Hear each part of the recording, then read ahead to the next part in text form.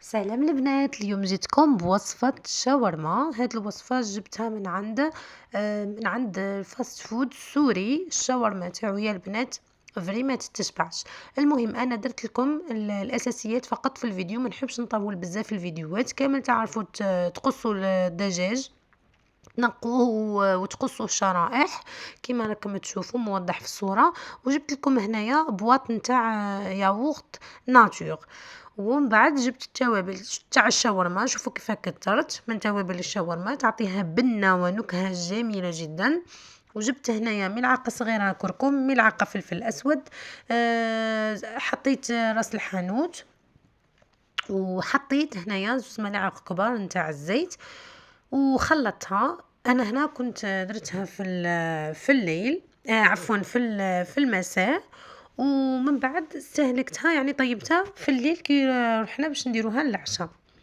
من بعد هذا هو سر البنه تاعها. هنايا سمحوا لي تقص لي الفيديو.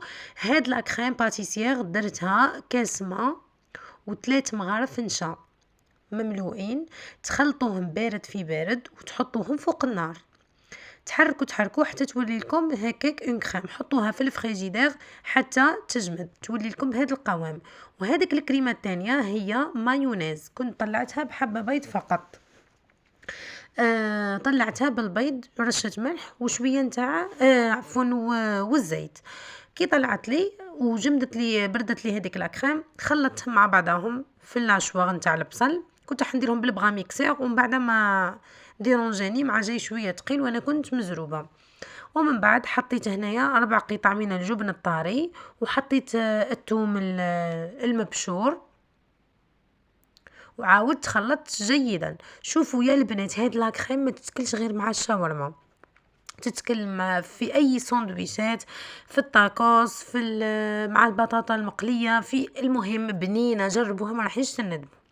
بعد ما تشرب مليح هذاك الدجاج نتاعي، كنت انا هنايا قطعت السلطه، قليت البطاطا، حضرت كل شيء فوق الطاوله. جبت الخبز السوري عفوا تاعي، كاين اللي يعيطولو العيش. جبت هنايا 2 ساشي فيها 6.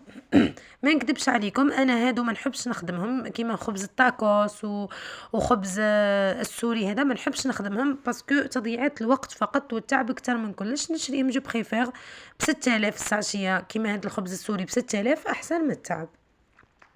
هنا باش ما يتقطعليش السر نتاعو، جيبوا هنايا برمه كيما حطيت انا وفوقها كسكاسه، وحطوهم فوق هذيك الفواره لا فابور. شفتيوني كيفاه